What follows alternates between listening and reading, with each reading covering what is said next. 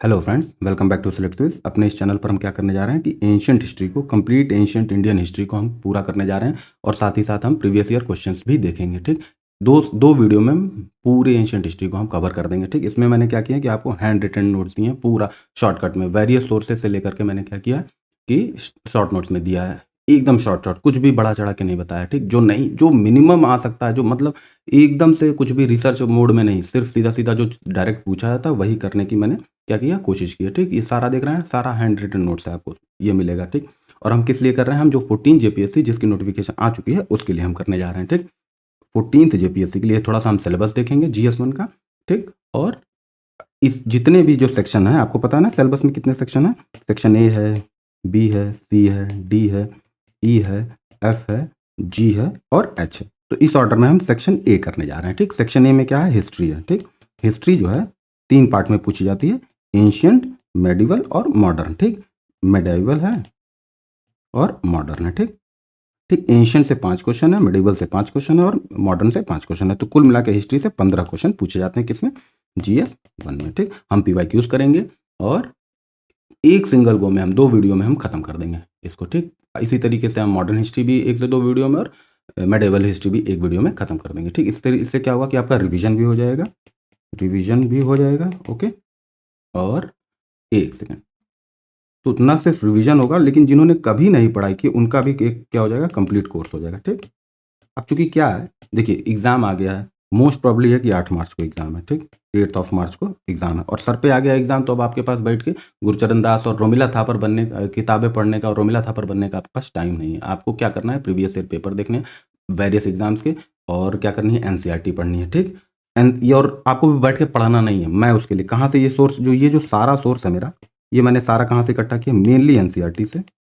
ठीक, एनसीईआरटी से हमारा। ठीक, और क्या है, पीवाईक्यूज, कुछ एग्जाम्स के पीवाईक्यूज के थ्रू हमने क्या किया, इसको बनाया है। ठीक, कौन कौन से एग्जाम्स के, यूपीएससी के जो बहुत डेप्थ में क्वेश्चन नहीं है, जो झारखंड में पूछे जा सकते हैं, उसको लिए हैं।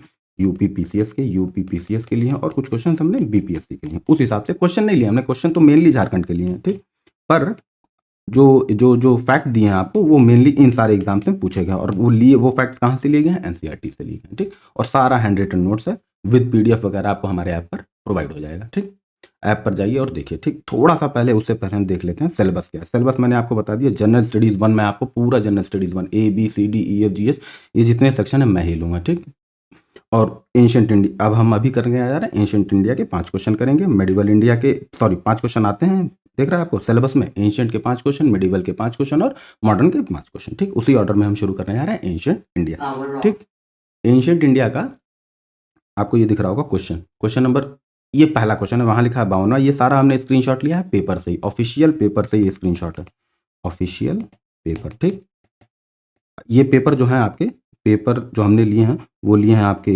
2023 का, जो 2023 का लिया है, जो 24 में हुआ था, और या 23 का लिया है। ठीक, और 21 का पेपर लिया है हमने, 2017 का पेपर लिया है, 2016 का पेपर लिया है, बैकलॉग्स लिए हैं। ठीक, किसके, जेपीएससी के। ठीक, और सीडीपीओ के पेपर लिए हैं। ये सारे क्वेश्चन हमने इसमें लिए हैं और उसी के अकॉर्डिंग हम आपको पढ़ा रहे हैं। एक क्वेश्चन भी अगर किसी टॉपिक से आया है, एक सिंगल क्वेश्चन भी टॉपिक से आया है, तो उस टॉपिक को हमने पूरा चैप्टर पढ़ा दिया। ठीक, अगर हड़प्पा से एक क्वेश्चन पूछा तो पूरी हड़प्पन सिविलाइजेशन आपको पढ़ा दी, अगर बुद्धिज्म से एक क्वेश्चन पूछा तो पूरा बुद्धिज्म पढ़ा दिया, अगर किसी इंडियन फिलॉसफी से एक क्वेश्चन पूछा तो पूरी की पूरी इंडियन फिलॉसफी, ऑर्थोडॉक्स हेटेरोडॉक्स सारा पढ़ा दिया। देखिए लिखा हुआ है मोस्टली इंग्लिश में, लिखा हुआ किसमें, इंग्लिश में, लेकिन मैं जो पढ़ा रहा हूँ वो हिंदी में है। ठीक, तो हिंदी मीडियम वाले के लिए मोस्टली हमारा टारगेट है हिंदी मीडियम और इंग्लिश मीडियम। हिंदी मीडियम के बच्चों का भी टारगेट है, पर मोस्टली हम कोशिश कर रहे हैं इंग्लिश मीडियम के लिए। ठीक, और पर चूंकि मैं बोल रहा हूँ, तो अगर आप देखना चाह रहे हैं तो हिंदी मीडियम वालों के लिए भी बढ़िया है। ठीक है, तो ये हमारा सिलेबस है और आपको पता है ना 14 जेपीएससी, जो 14वीं जेपीएससी, उसका नोटिफिकेशन तो आ गया, 14th जेपीएससी नोटिफिकेशन आया है। ठीक, अब नोटिफिकेशन में कुछ क्या आपको, बहुत सारे लोग को दिक्कत है कि सीट कम है। ठीक, 103 सीट है। ठीक, अब बहुत लोग कह रहे हैं कि खेल खत्म हो गया, खेल खत्म। ठीक, पर खेल खत्म नहीं है, खेल शुरू हुआ है अभी। अब इसमें आपको क्या करना है कि बहुत सुनहरा मौका है कि, क्योंकि सबको लग रहा है कि यार 103 सीट है और ऐसे एग्जाम होगा, वैसे एग्जाम होगा, तमाम तरीके के लोग गेसबाजी में लगे हुए हैं। अब आपको नहीं करना, अब आपको क्या करना कि खुल के लग जाना। अब सीट तो कम है ही, आपको अगर नहीं लग रहा है कि सिलेक्शन होगा तो कम से कम एक टेस्ट तो ले लीजिए, एक एग्जाम का प्रीलिम्स ने, ओवरऑल सिलेक्शन नहीं होगा तो मेंस तो निकाल लीजिए। हालांकि टारगेट तो ये होना चाहिए कि हमको नौकरी लेनी है। क्या लेनी है, नौकरी। हम यहाँ एक्सपीरियंस लेने नहीं आए हैं, बिल्कुल हम एक्सपीरियंस लेंगे, हम क्रिटिकल एज में हैं और हम कहें कि अरे हम 10 साल एक्सपीरियंस लेंगे एग्ज़ाम का, ना वो सब नहीं लेना, नौकरी पा कर के एक्सपीरियंस लीजिए। लेकिन फिर भी अगर आपको मन में डर लग रहा है कि 103 सीट है, अरे यार ये बहुत तेज़ है, वो बहुत तेज़ है, मेरा कहाँ से होगा? तो क्या करना है कि अगर युद्ध में हारना ही है आपको तो कम से कम कंप्लीट लड़के बनिए कि जैसे दुश्मन को भी जो है पता चले कि आपने लड़ा। हालाँकि इस तरीके से मेटाफ़र्स में मैं बात नहीं करता हूँ, लेकिन कभी-कभी लोगों को थोड़ा-सा मोटिवेट होना चाहिए, ठीक? तो इसलिए मैं आपको मोटिवेशन दे रहा हूँ कि 103 सीट्स हैं, ब सब लोग शांत बैठे हैं, आप लग जाइए, 3 महीने का काम है, होगा एग्ज़ाम होगा, नहीं होगा तो रिवीज़न हो जाएगा आपका, ठीक? एक मेंस का आपको एक्सपीरियंस मिल जाएगा, तो अगले साल भी जेपीएससी आएगा। मोस्ट प्रोबेबली अब क्या होने जा रहा है कि जेपीएससी भी बिहार पीसीएस, यूपी पीसीएस की तरह स्ट्रीमलाइन करने जा रहे हैं। क्या करने जा रहे हैं? स्ट्रीमलाइन। अब एक रेगुलर एग्ज़ाम होगा। कैसा होगा? रेगुलर होगा, ठीक? अभी 103 सीट आई हैं और सबसे बड़ी ख़ास बात क्या है? देखिए यूपी पीसीएस में भी क्या होता है, पता चलता है कि 200 सीट आई हैं, लेकिन मेंस होते-होते पता चला वो 900 सीट हो गई। तो यहाँ भी आपको होप्स नहीं खोने हैं।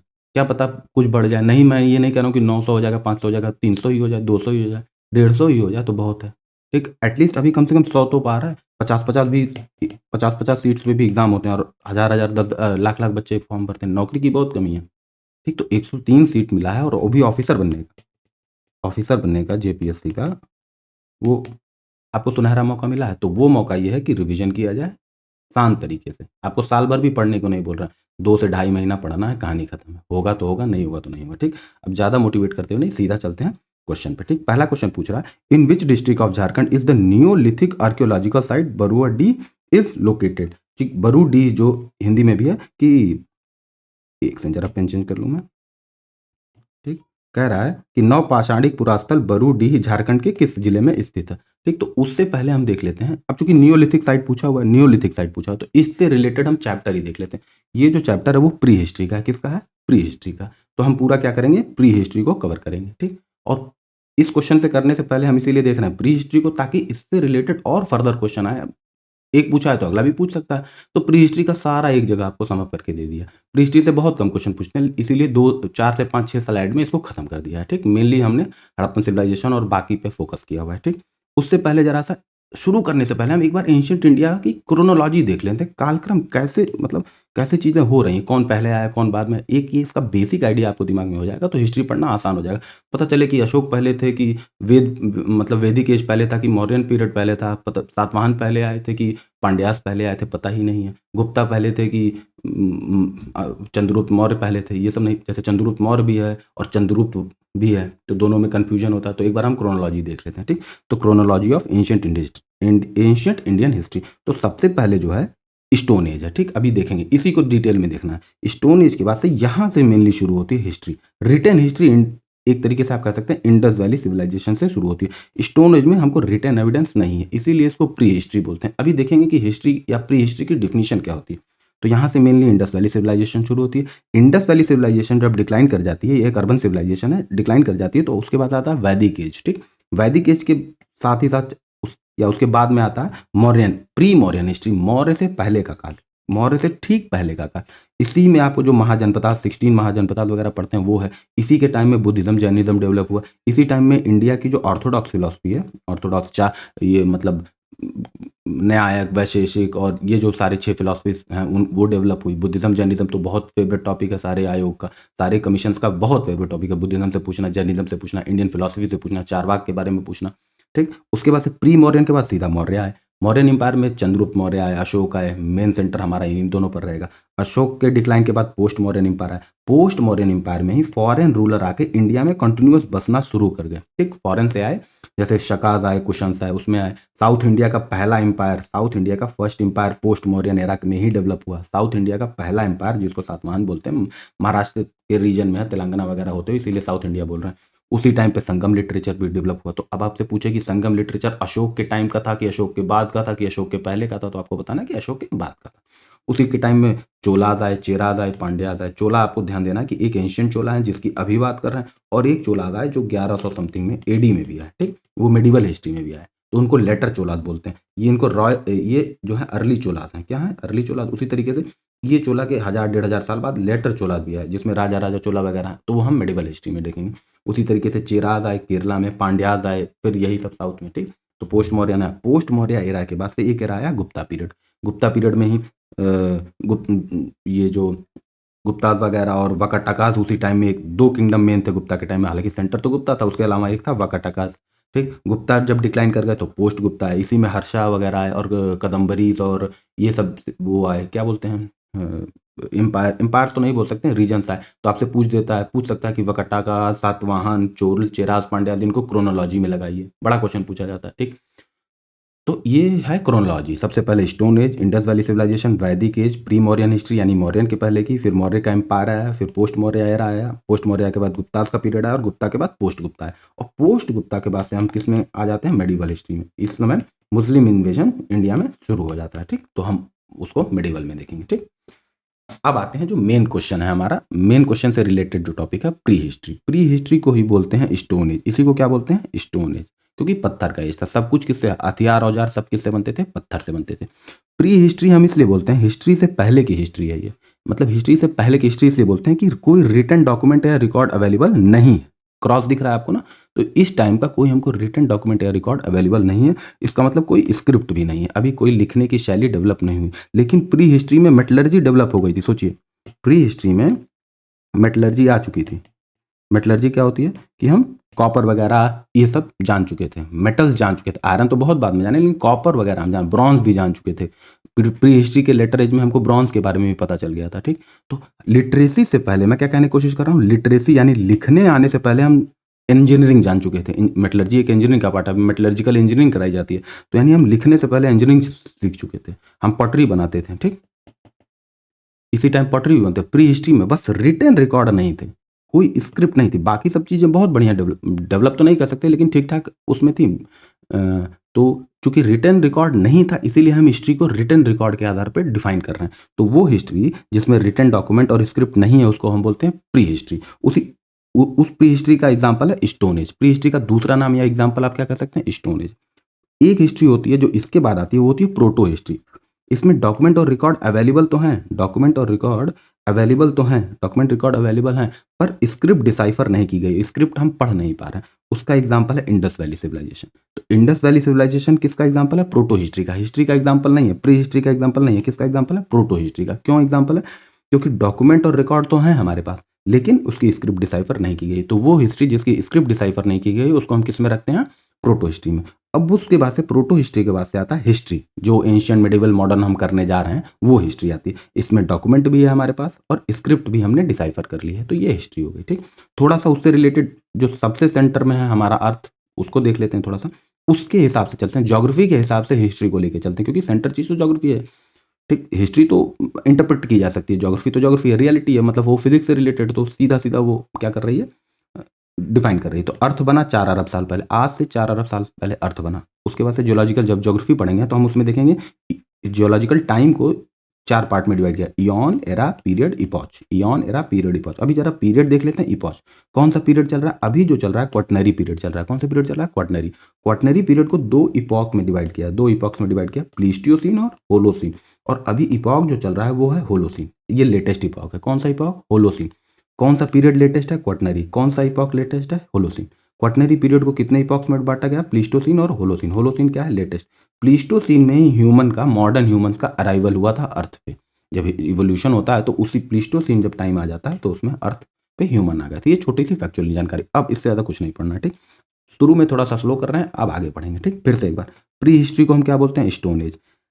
हिस्ट्री को मेटल्स या स्टोन के आधार पे, जैसे स्टोन, कैल्कोलिथिक। कैल्कोलिथिक मतलब, कैल्को मतलब होता है कॉपर, कैल्को मतलब क्या होता है, कॉपर।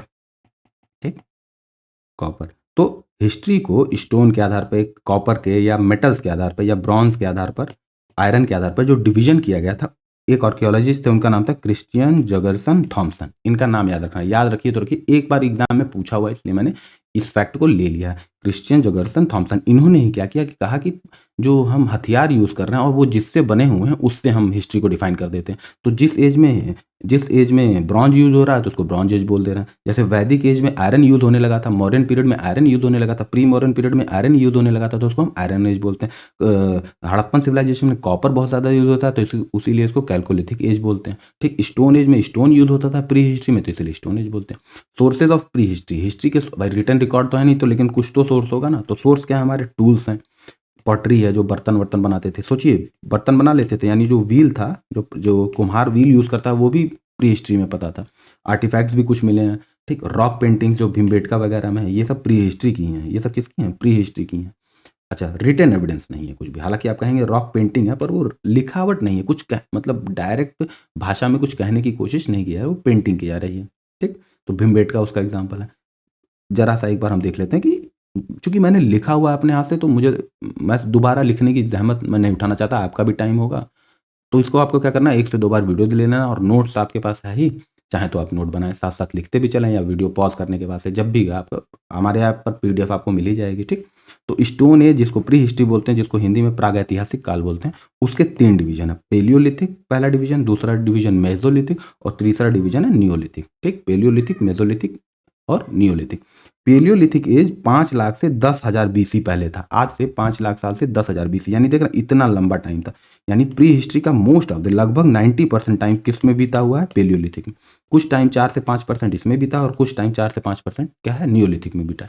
पेलियोलिथिक 5 लाख से 10,000, और ये करीब है मेरे ख्याल से 10,000 से 4,000, 10,000 से 4,000। अभी पीछे डिटेलिंग की हुई है। पेलियोलिथिक पे देख लेते हैं जरा। पेलियोलिथिक को हम क्या बोलते हैं, ओल्ड स्टोन, ओल्ड स्टोन है, ठीक। मेसोलिथिक को, मेसो मतलब होता है मिडिल, पेलियो मतलब होता है ओल्ड, पेलियो मतलब होता है ओल्ड, मेसो मतलब होता है मिडिल, तो इसीलिए मेसोलिथिक को क्या बोल रहे हैं, मिडिल स्टोन एज। नियोलिथिक मतलब होता है, नियो मतलब होता है न्यू, तो इसीलिए इसको क्या बोल रहे हैं, न्यू स्टोन एज। यानी स्टोन एज को हमने 3 पार्ट में, पेलियोलिथिक, मेसोलिथिक और नियोलिथिक। पेलियोलिथिक को ओल्ड स्टोन एज, मेसोलिथिक को मिडिल स्टोन एज, और नियोलिथिक को न्यू स्टोन एज बोलते हैं। इसमें हम हंटिंग गैदरिंग करते थे, पेलियोलिथिक में हम क्या करते थे, हंटिंग गैदरिंग करते थे। क्योंकि पेलियोलिथिक इतना बड़ा टाइमलाइन है, तो इसीलिए इसको 3 पार्ट में, लोअर पेलियोलिथिक ये पहले आया, फिर मिडिल पेलियोलिथिक उनके बाद आया, और फिर सबसे लास्ट में क्या आया, अपर पेलियोलिथिक। और अपर पेलियोलिथिक जब खत्म हो गया, तो हम किस में आ गए, मेसोलिथिक में। पेलियोलिथिक में हंटिंग गैदरिंग होती थी, और मेसोलिथिक में क्या होती थी, हंटिंग होती थी और हर्डिंग भी होने लगी थी, मतलब भेड़ वगैरह हम पालने लगे थे, डोमेस्टिकेशन करने लगे थे। इसकी मेसोलिथिक की जो सबसे खास बात थी, वो माइक्रोलिथ थी। इसमें जो हथियार बनते थे बहुत छोटे छोटे, 1 सेंटीमीटर से 8 सेंटीमीटर टाइप के बनते थे। टूल्स, हथियार या टूल्स जो भी कह लें, ये माइक्रोलिथ होते थे, माइक्रो में छोटे छोटे होते थे, ठीक। नियोलिथिक एज, ये न्यू स्टोन है। इसमें हम यहाँ हमने एनिमल्स को डोमेस्टिकेट करना शुरू किया। हंटिंग तो करते ही थे, लेकिन एनिमल्स को डोमेस्टिकेट करना शुरू कर गए। लेकिन एग्रीकल्चर की पहली शुरुआत हुई थी नियोलिथिक एज में। पहली बार हमने खेती करना, अनाज उगाना सीखा था, वो नियोलिथिक में था। उसी तरीके से हमने खेत जोतना भी सीखा। हमने क्या किया कि जो सीरियल्स और अनाज थे, उनको हम पीसना भी चालू कर दिए नियोलिथिक एज में। अब इन्हीं को जरा डिटेल में देखते हैं, ठीक। दो दो आपको आर्कियोलॉजिस्ट के नाम जानने हैं। एक है रॉबर्ट ब्रूस फुट, ये आर्कियोलॉजिस्ट हैं। इन्होंने प्री हिस्ट्री के बहुत सारे साउथ इंडिया में साइट डिस्कवर किए, जो जगहें हैं उनको डिस्कवर किए। इसीलिए इनको इंडियन प्री हिस्ट्री का फादर भी कहा जाता है, father of Indian pre history. इनको क्या कहा जाता है, father of Indian pre history, ठीक। भाई साइट भी कहाँ-कहाँ पे साइट है, कहाँ-कहाँ पे लोग रहते थे, इसको इसको क्या बोलते हैं, साइट बोलते हैं। तो इसकी साउथ इंडिया में बहुत सारी साइट इन्होंने खोजी थी, तो इसीलिए इनको फादर कहा जाता है। एक नाम और जान लेना है किसका, जॉन ल्यूबॉक का। किसका नाम जान लेना है आपको, जॉन ल्यूबॉक। ये आर्कियोलॉजिस्ट है। अभी देखेंगे कि इनका क्या, इन्होंने एक टर्म दिया था, आगे देखेंगे, इसीलिए इनका नाम जानना जरूरी है। अब आते हैं, हमने मैंने आपको बताया ना स्टोन एज को 3 पार्ट में, तो पहला पार्ट उसका क्या है, पेलियोलिथिक। पेलियोलिथिक में जो टूल्स होते थे, चॉपर्स होते थे, हाथ की बनी कुढ़ाई, ये क्या बोलते हैं, कुल्हाड़ी होती थी। सोन कल्चर आपको जान लेना है। सोन कल्चर कहाँ पे, पाकिस्तान पंजाब में, इसी टाइम का है। सोन कल्चर पाकिस्तान पंजाब में। कल्चर का मतलब आर्ट एंड कल्चर वाला नहीं। आर्कियोलॉजिस्ट क्या कहते हैं, आर्कियोलॉजिस्ट कहते हैं, कल्चर किसको कहते हैं, आर्कियोलॉजी, आर्कियोलॉजिस्ट ये कहते हैं कि जहाँ पर्टिकुलर एक अगर छोटी सी एरिया में बहुत सारे ऐसे सामान मिले और वो खास टाइम पीरियड के हैं, मान लिया झोपड़ी मिली है, बरियल मिला है, कोई हथियार वगैरह मतलब टूल्स वगैरह मिले हुए हैं, तो उसको हम क्या बोलते हैं, उस रीजन को हम बोल देते हैं कल्चर। तो उसी तरीके से पेलियोलिथिक एज का एक इंपॉर्टेंट कल्चर या लोकेशन है सोन कल्चर। ये सोन नदी के किनारे पाकिस्तान पंजाब में, ठीक। यहाँ बहुत सारे इकट्ठा पेबल टूल्स और चॉपर्स वगैरह काटने के लिए मिले हुए थे, तो इसीलिए इसको क्या बोल देते हैं, सोन कल्चर। अच्छा, मेन चीज इसमें एग्जाम में क्या पूछता है पेलियोलिथिक में, कि साइट्स क्या है, आपको दे देगा बताइए कौन सी पेलियोलिथिक साइट है, तो आपको याद करना है। तो पेलियोलिथिक की सबसे इंपॉर्टेंट साइट है डिडवाना, राजस्थान में, ठीक। पेलियोलिथिक और कुछ नहीं जाना कि डिडवाना में क्या मिला, बहुत है, पढ़ेंगे तो 1000 पेज अब इसी में लग जाएगा। डिडवाना राजस्थान में है, मिर्जापुर यूपी में है, चौपानी मांडो ये भी यूपी में, बेलन वैली में। चौपानी मांडो कहाँ पे है, बेलन वैली यूपी में। ये एक्चुअली में है सोनभद्र डिस्ट्रिक्ट है, यूपी का सोनभद्र डिस्ट्रिक्ट। इसमें पेलियोलिथिक एज का बहुत सारे क्या मिले हैं, साइट्स मिले हुए हैं, ठीक। चौपानी मांडो की खास बात ये है कि इसमें पेलियोलिथिक के भी मिले हुए हैं, मेसोलिथिक के भी मिले हुए हैं और नियोलिथिक के भी मिले हैं। तो इसलिए चौपानी मांडो, जो कि बेलन वैली यूपी में है, सोनभद्र डिस्ट्रिक्ट में, बेलन नदी है, ठीक। एक है बोलान वैली, ध्यान दीजिए, एक है बोलान वैली और एक है बेलन वैली। ठीक, बोलान वैली अभी देखेंगे मेहरगढ़ में है। ठीक, ये पाकिस्तान में है बोलान नदी। और बेलन वैली जो है वो इंडिया के यूपी के सोनभद्र डिस्ट्रिक्ट में। तो बेलन और बोलन में अंतर रखना है। ठीक, बेलन यूपी में है और बोलान, बेलन हमारे यहाँ यूज होता है तो कह सकते हैं यूपी में है, और बोलान वैली जो होता है पाकिस्तान में। ठीक, याद करने का। उसी तरीके से एक और साइट है भिम्बेटका। भिम्बेटका कहाँ है? रायसेन डिस्ट्रिक्ट मध्य प्रदेश में। उसी तरह से आदमगढ़, हथनौरा, ये सारे कहाँ पर हैं? एमपी पे। और क्या साइट है? ये पेलियोलिथिक साइट है। साउथ इंडिया में क्या मिला है आपको? चिरकी मिला है, कुरनूल मिला है, रेणुगुंटा मिला और हुसुंगी मिला है। ठीक, याद हो गया, देखिएगा याद हो जाएगा आपको। ठीक, नोट लगा देते हैं। चौपानी मांडो क्या है? बेलान वैली में है, यूपी के सोनभद्र डिस्ट्रिक्ट में है। यहाँ पेलियोलिथिक, मेसोलिथिक और नियोलिथिक तीनों साइट मिलती हैं। ठीक, पेलियोलिथिक एज में भिम्बेटका केव रॉक पेंटिंग मिली थी। केव यहीं पे पेंटिंग बनी हुई है। ठीक, इसको खोजा किसने? ये है कहाँ? रायसेन डिस्ट्रिक्ट में। और किस, यहाँ पे एक वाइल्ड लाइफ सेंचुरी है जिसको रातापानी वाइल्ड लाइफ सेंचुरी बोलते हैं। रातापानी वाइल्ड लाइफ सेंचुरी, तो क्या पता ज्योग्राफी में पूछ दे। तो भिम्बेटका केव कहाँ पर है? रातापानी वाइल्ड लाइफ सेंचुरी में है। और ये किस डिस्ट्रिक्ट में? रायसेन डिस्ट्रिक्ट में। अभी एक क्वेश्चन देखेंगे, पता चलेगा कि इन पेंटिंग्स की खोज की थी वीएस वाकांकर ने।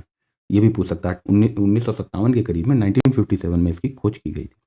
अब हम देख लेते हैं मेसोलिथिक। आपको पता है ना, स्टोन एज को 3 पार्ट में, पेलियोलिथिक में और मेसोलिथिक में और नियोलिथिक में। तो पेलियोलिथिक देख लिया, अब ये क्या देखने जा रहा है? मेसोलिथिक। मेसोलिथिक में क्या होगा? इन्वायरमेंटल चेंज होने लगे थे। ठीक, बारिश ज़्यादा होने लगी थी, गर्मी थोड़ी पड़ने लगी। तो गर्मी पड़ती है, बारिश होती है, तो वो बहुत एक आइडियल मौसम हो जाता है घास वास उगने का। तो क्या हो गया था? ग्रासलैंड डेवलप होने लगे थे। तो ग्रेजिंग, हर्डिंग एनिमल्स को भी बढ़िया खाने को मिलने लगा। तो इससे क्या हुआ? थोड़ा सा डेवलपमेंट हुआ, थोड़ी सी पेलियोलिथिक से ज़्यादा एडवांसमेंट हुई, इन्वायरमेंटल चेंज हुआ, अर्थ थोड़ी गर्म हो गई, थोड़ी बारिश हुई, ग्रासलैंड डेवलप हुए। और माइक्रोलिथ, आपको बताया ना, 1 से 8 सेंटीमीटर के छोटे छोटे टूल्स मिलते थे। इसकी सबसे क्या है? साइट्स देखनी है। इसकी साइट से महादाहा, सराय नाहर राय और चौपानी मांडो, ये तीनों कहाँ है? यूपी में। उसी तरह दमदमा भी कहाँ है? यूपी में।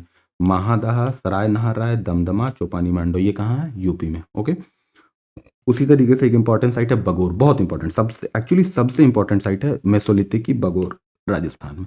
ठीक, बगोर कहाँ पर है? राजस्थान में। राजस्थान में एक आपको यहाँ भी डिडवाना राजस्थान में। ठीक, ये पेलियोलिथिक है। उसी तरीके से बगोर जो है वो मेसोलिथिक की एक साइट है, और वो कहाँ पर है? राजस्थान में। भिम्बेटका, देखिए भिम्बेटका आपको इसमें भी बताया ना, भिम्बेटका पेलियोलिथिक में बताया, लेकिन चूंकि कंटिन्यूटी रहती है तो मेसोलिथिक में भी भिम्बेटका गिना जाता है। आडमगढ़ और लखा जुआर, ये सब कहाँ पर है? ये कौन सी साइट है? पेलियोलिथिक। उसी तरह से कप्पूगल्ला, कप्पूगल्लू है, ये कहाँ पे है? तेलंगाना में है। कप्पूगल्लू नाम सुन लेना है बस। अगर पूछ ले कि कप्पूगल्लू क्या है, तो आप ये तो नहीं बताएंगे ना कि हड़प्पन सिविलाइजेशन का एक शहर है। कम से कम ये तो नहीं बताइए, ये तो नहीं बता देंगे कि मौर्यन एम्पायर का एक वो है, जिला है। बस इतना याद रख लीजिए कि ये मेसोलिथिक, पेलियोलिथिक या नियोलिथिक के साइट्स। तो ऑप्शन एलिमिनेट करने में क्या हो जाएगा? आसानी हो जाएगी। अब देख लेते हैं नियोलिथिक। नियोलिथिक में हमने फूड प्रोड्यूस करना शुरू कर दिया था। कौन कौन से फूड? जैसे रागी, हॉर्स ग्राम, ये खास तरीके का चने टाइप का होता है। नियोलिथिक जो वर्ल्ड कॉइन किया था, इसको किया था जॉन ल्यूबॉक ने। किसने किया था? ये पीछे आपको बताया था ना, जॉन ल्यूबॉक, 1865 में ये वर्ल्ड कॉइन किया था। इसको बोलते हैं रिवोल्यूशनरी फेज। इसमें क्रांति एक तरीके से शुरू हो गई थी। क्यों? क्योंकि टेक्नोलॉजी में थोड़ा सा, टेक्नोलॉजी कहने वाली टेक्नोलॉजी, ऐसा थोड़े है कि कंप्यूटर या कुछ बनने लगा, गाड़ी बनने लगी थी। इनोवेशन होने लगा था टेक्नोलॉजी में, पॉटरी बहुत इंप्रूव हो गई थी, गांव जो है, गांव बसने लगे थे और सेल्फ सफिशिएंट होने लगे थे। ठीक, और सर्कुलर और रेक्टेंगुलर हाउसेस बनने लगे थे मड के। तो इसीलिए नियोलिथिक है, ये नया एज, पाषाण काल में।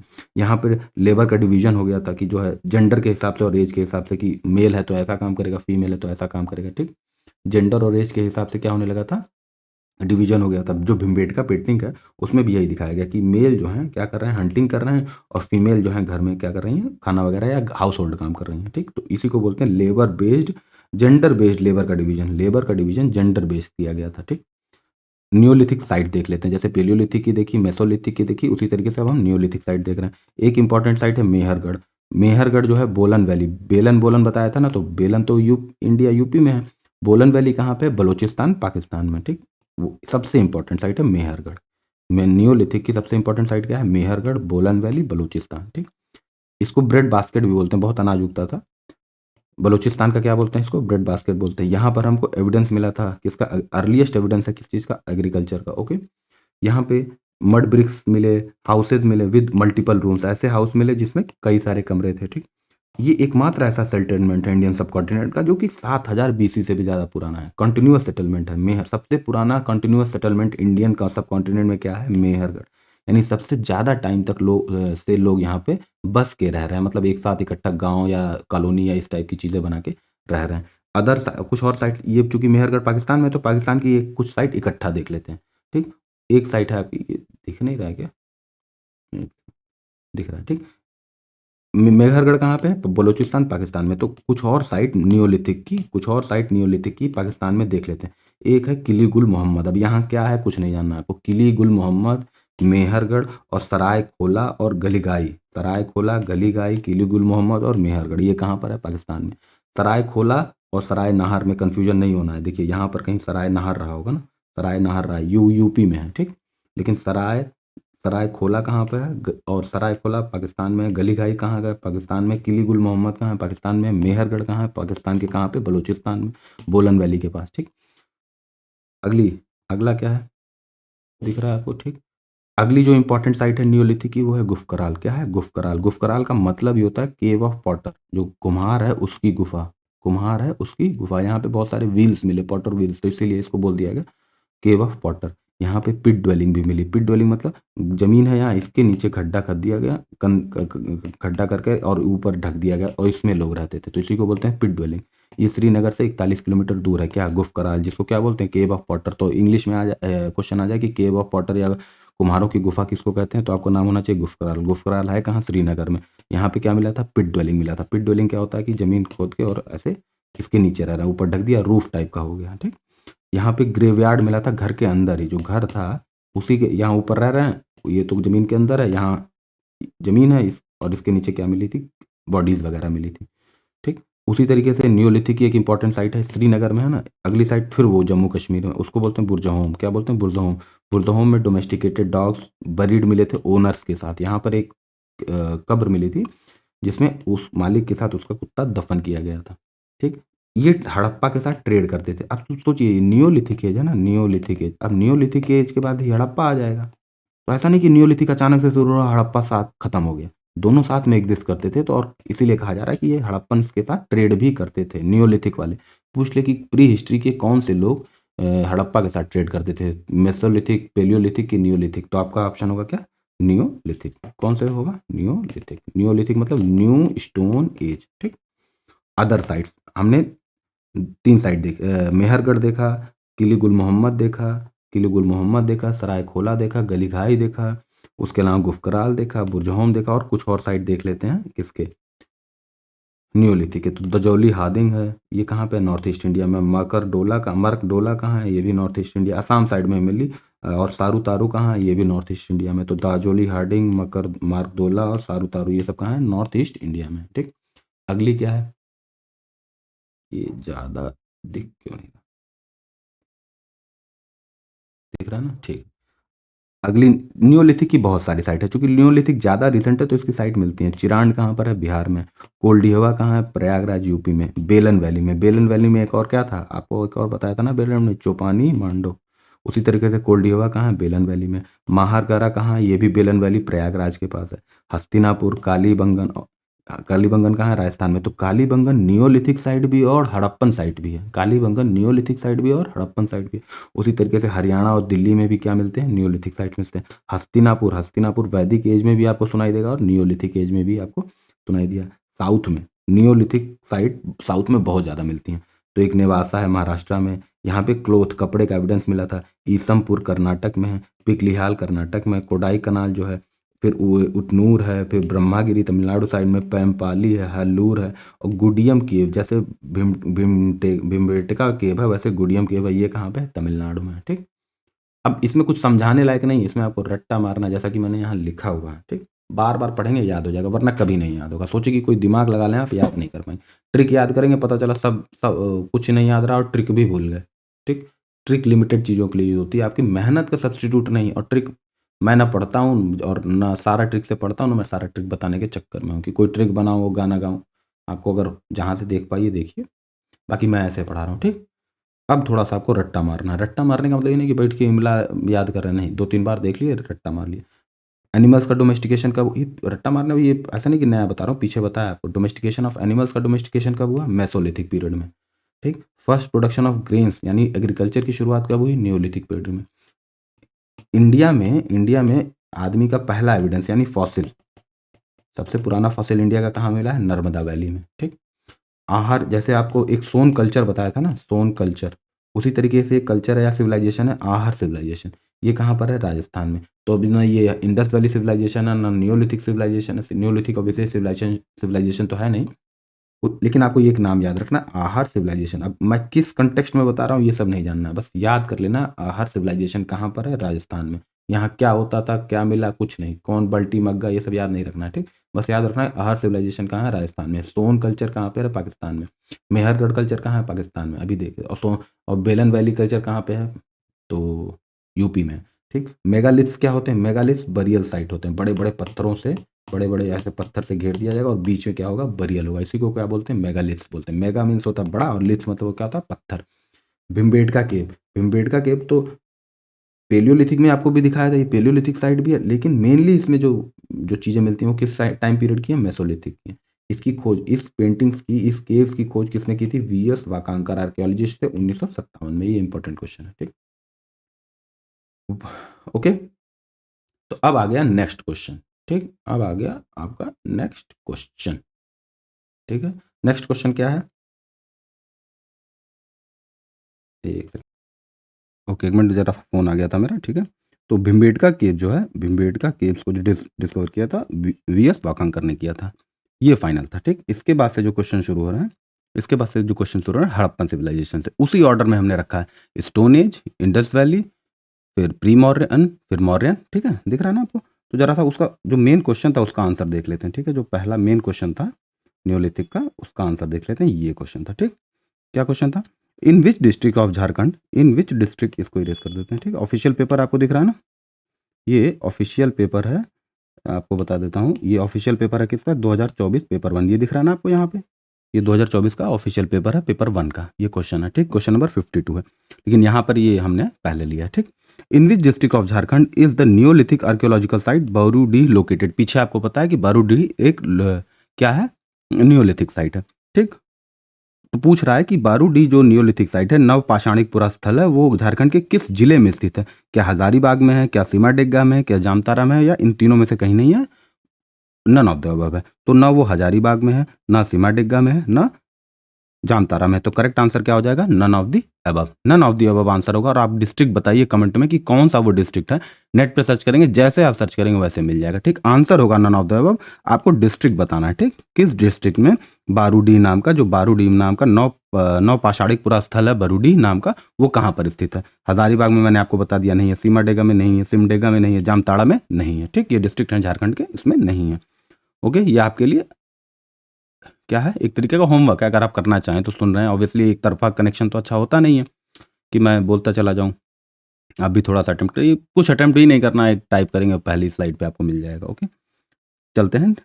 ये आपको एक क्या बता दिया? क्रोनोलॉजी बता दिया। ठीक है, स्टोन एज है, इंडस वैली सिविलाइजेशन है, फिर वैदिक एज है, फिर प्री मौर्यन है, फिर मौर्यन है, फिर पोस्ट मौर्यन है, फिर गुप्ता और वकातकाज है, फिर पोस्ट गुप्ता। पोस्ट गुप्ता के बाद से एक ट्रांजिशन होता है और हम कहाँ पहुँच जाते हैं? हम मेडिवल हिस्ट्री में। ठीक, मेडाइवल हिस्ट्री में पहुँच जाते हैं। ठीक, तो अब हम उसी ऑर्डर में देखने जा रहे हैं इंडस वैली सिविलाइजेशन।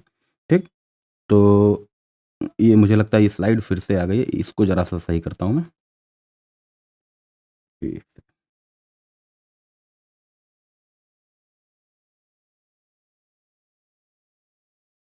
ठीक, ओके, तो अब ठीक, ये नेक्स्ट स्लाइड है हमारी, क्या है? ये इंडस वैली से सिविलाइजेशन से पूछ रहा है। The mature phase of Indus valley civilisation falls between, जो सिंधु घाटी सभ्यता का परिपक्व काल है, कब के कब से बीच का है? ठीक, कितने से कितने साल का है, किस एरा से किस एरा तक का है? ठीक, 2200 से 1750 बीसी का है, 2600 से 1900 बीसी का है, 2500 से 1500 बीसी का है, 3300 से 1300 बीसी का है। सिंधु घाटी सभ्यता का परिपक्व काल क्या है? अभी हम देखेंगे इसका आंसर। ठीक, अगला क्वेश्चन देख लेते हैं क्या है। ये क्वेश्चन है 2016 का, ये क्वेश्चन था 2017 के बैकलॉग का। देख रहे हैं, आपका सारा लिया हुआ है। ठीक है, ये बैकलॉग के 2017 के पेपर 1 का क्वेश्चन है। ठीक, ये जो है पीटी एग्जाम 2016 में जो हुआ था उसका पेपर फर्स्ट का क्वेश्चन है। ठीक, उसी तरीके से एक और क्वेश्चन पूछा, यानी कि इंडस वैली सिविलाइजेशन से ध्यान दीजिए 4 बार पेपर हुआ है, 3 बार क्वेश्चन पूछा हुआ, एकदम हल्के हल्के क्वेश्चन पूछा हुआ है। ठीक। और ये 2024 में पेपर 1 4 साल में 3 बार पूछा हुआ है, तो बहुत प्रोबेबल है कि इस बार भी पूछेगा। ठीक। देखिए उसमें जो है 4 साल में एक ही बार पूछा था, इसीलिए थोड़ा सा खत्म कर दिया जल्दी-जल्दी में। इसको देखेंगे। ठीक। तो पूछ रहा है मैच्योर फेज बताना है आपको, और पूछ रहा है कि ये बिगेस्ट हड़प्पन साइट कौन सा है, राखीगढ़ी ऑब्वियसली आप ठीक, ये डिटेल में देखेंगे अभी सारा। अगला पूछ रहा है which of the following Indus valley sites was terracotta replica relating to exploration of a plough discovered. कह रहा है कि निम्नलिखित में से किस सिंधु घाटी सभ्यता स्थल पर हल की खोज से संबंधित टेराकोटा की प्रतिकृति मिली थी। टेराकोटा क्या होता है, मतलब मिट्टी को ही गर्म गर्म करके जो वो होती है, वो आकृतियां बनती हैं, उन्हीं को बोलते हैं टेराकोटा, या मिट्टी सिंपली जो है टेराकोटा मिट्टी होती है। ठीक। ज़्यादा टेक्निकल जियोलॉजिस्ट तो बनना नहीं है, टेराकोटा मतलब समझिए मिट्टी से बनी कोई चीज़ है। ठीक। तो पूछ रहा है कि कहाँ पर बना, अभी वो भी देखेंगे। ठीक है। तो बेसिकली हम पहले इंडस वैली सिविलाइजेशन का जैसे हमारा अप्रोच है कि क्या जैसे वो क्वेश्चन आएगा उससे रिलेटेड हम चीज़ें देख लेंगे। ठीक है। तो अब हम क्या देखने जा रहे हैं, इंडस वैली सिविलाइजेशन, हिंदी में बोले तो सिंधु घाटी सभ्यता। लिख रखा है आपके लिए सारा जो है, पढ़ते जाना, मैं बोलता जाऊंगा। इंडस वैली सिविलाइजेशन एक अर्बन सिविलाइजेशन थी, शहरी व्यवस्था थी। शहरी व्यवस्था का मतलब क्या है कि दुकानें थी, ट्रेड होता था, और एक क्लोज सेटलमेंट था, मतलब एक घर के बगल में दूसरा घर, नालियां थी, ड्रेनेज था, रोड था, इसको बोलते हैं अर्बन। उसी तरीके से रूरल, अभी हम देखेंगे ये तो अर्बन सिविलाइजेशन है जब, लेकिन इससे आगे हम बढ़ेंगे यानी कि और नए एज में जाएंगे तो रूरल आ जाएगी। वैदिक सिविलाइजेशन जो है वो रूरल है। ये बड़ा ही पेक्यूलियर चीज है कि शहरी सभ्यता पहले आती है, उसके बाद फिर रूरल आती है। ठीक। तो इंडस वैली सिविलाइजेशन की ये खास बात है कि ये अर्बन सिविलाइजेशन, ये किस एज की है, कैल्कोलिथिक है, कैल्कोलिथिक। ठीक। यानी कि इसमें कॉपर का यूज बहुत ज्यादा होता था। पहला जो मेटल आपको बताया कि ह्यूमंस ने यूज किया वो है कॉपर। ठीक। तो ये अर्बन सिविलाइजेशन थी। इस सिविलाइजेशन में यानी इंडस वैली में आयरन का हमको पता नहीं था। ठीक। क्रॉस लिखा है ना, आयरन नहीं पता था हमको, कॉपर पता था, सिल्वर पता था और गोल्ड पता था। ठीक। Copper, silver, gold Indus valley civilisation के लोगों को, सिंधु घाटी सभ्यता के लोगों को पता था, लेकिन आयरन के बारे में नहीं पता था। आयरन ऋग वैदिक पीरियड में पता चलता है। ठीक।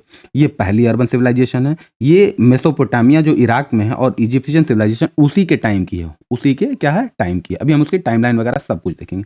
इसके जो मेजर सेटलमेंट्स थे, जैसे नाम तो है इंडस वैली सिविलाइजेशन की, सिंधु घाटी यानी सिंधु नदी के किनारे का सिविलाइजेशन, लेकिन ज्यादातर सेटलमेंट घग्गर हाकरा रिवर बेल्ट के किनारे मिलते हैं। घग्गर हाकरा राजस्थान हरियाणा के रीजन को बोलते हैं, वहां पर मिलते हैं। ठीक। लेकिन चूंकि पहले डिस्कवर की गई थी, जो पहली साइट थी वो डिस्कवर की गई थी इंडस वैली के अराउंड में, सिंध और पंजाब वगैरह के रीजन में, तो इसीलिए इसको इंडस वैली सिविलाइजेशन बोलते हैं। ठीक। थोड़ा सा इसका हिस्ट्री देख लेते हैं, थोड़ा सा इसका क्या देख लेते हैं, हिस्ट्री। अलेक्जेंडर कनिंगम थे, ये बड़े इंपॉर्टेंट आदमी थे। Discovered Harappan seal showing bulls and 6 letter. ये जो अलेक्जेंडर कनिंगम थे, ये एएसआई के सर्वे, एएसआई तो नहीं था, एक तरीके से फर्स्ट सर्वेयर थे इंडिया के, जो आर्कियोलॉजिकल सर्वे करते थे। ठीक। आर्कियोलॉजिकल सर्वे करते थे गवर्नमेंट ऑफ इंडिया के, उसके स्टार्टिंग मेंबर थे, मतलब फाउंडिंग थे एक तरीके से। ये एक्चुअली में अलेक्जेंडर थे, एक इंजीनियर थे, लेकिन इनको स्पेशली इंटरेस्ट था किस चीज़ में, आर्कियोलॉजी में। तो इन्होंने क्या किया, इन्होंने ही मेहनत वगैरह करके ये पहली तो ये सील मिली 6 लेटर वाली, और जिसमें बुल दिखाया गया था, बैल की एक पिक्चर थी और 6 लेटर्स बने हुए थे। उसके साथ ही साथ कुछ उन्होंने क्या दिखे थे कि कंस्ट्रक्शन भी देखा था। तो उनको, अलेक्जेंडर कनिंगम को लग रहा था कि ये बुद्ध के पीरियड के टाइम के कुछ चीज़ें हैं। किसके टाइम के पीरियड की चीज़ें हैं, बुद्ध की। अलेक्जेंडर कनिंगम को लगा कि ये बुद्ध के पीरियड के टाइम की चीज़ें हैं। ठीक। बुद्धिज्म के टाइम के पीरियड की चीज़ें हैं। तो उनको नहीं लगा कि कोई नई सिविलाइजेशन है, क्योंकि 1920 में जब हड़प्पा खोजा गया पहली बार, 1920-22 के 1920s में हड़प्पा जब खोजा गया, तो उससे पहले ये माना जाता था कि इंडियन हिस्ट्री की शुरुआत वैदिक पीरियड से होती है। सबसे पुराना अगर कोई चीज़ इंडिया में है तो वो वैदिक पीरियड है, उससे पहले कुछ नहीं एग्जिस्ट करता था। तो अलेक्जेंडर कनिंगम क्या करते थे, वो प्रूव करने की कोशिश कर रहे थे कि ये बुद्ध के टाइम का कोई खोया हुआ समय है। यानी कि उनको लगता था कि फायान या हुनस्यांग जो फॉरेनर आए थे, उनको उन्होंने हल्का-फुल्का मेंशन किया था, तो उनको लग रहा था कि वो वही चीज़ है बुद्धिज़्म के टाइम का।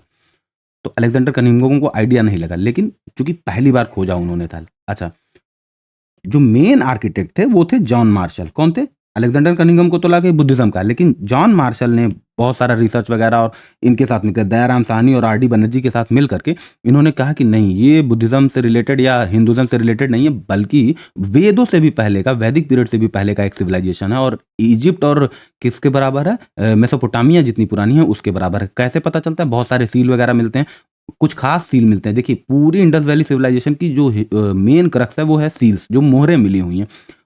उसमें क्या हुआ है, उस टाइम पे ऐसी जगहों पे मेसोपोटामिया और के रीजन की जो सुमेर रीजन है, वहाँ की सील्स मिली हुई हैं। तो उससे पता चलता है कि ट्रेड होता था इस सिविलाइजेशन के और सुमेर के बीच में, उस मेसोपोटामिया के बीच में ट्रेड होता था। तो इससे पता चलता है कि ये उस टाइम की सिविलाइजेशन है, बल्कि यानी कि वैदिक या बुद्धिज़्म के बाद की नहीं है, बल्कि उनसे पहले की है। ठीक? तो इस तरीके से जॉन मार्शल जो थे, जॉन मार्शल की देख रेख में दयाराम साहनी ने डिस्कवर किया किसका, हड़प्पा का।